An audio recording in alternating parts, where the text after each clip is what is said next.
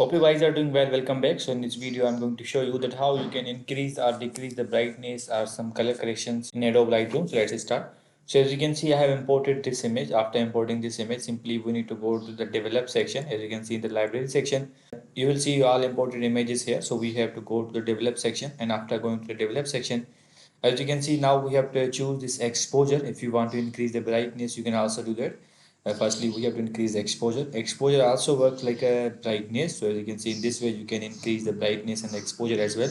If you scroll down, and you will also see some other options. If you scroll down, as you can see, some other options are also provided here. Like if you want to increase the contrast of the color, you can also do that. Like the highlights are provided here.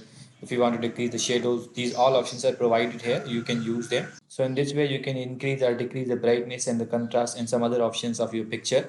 You can make correct using these options. So I hope you guys understand this video, that how you can increase or decrease the brightness and some other color corrections in Adobe Lightroom. It's very easy to understand, and it's very easy to use as well. So see you guys in the next video.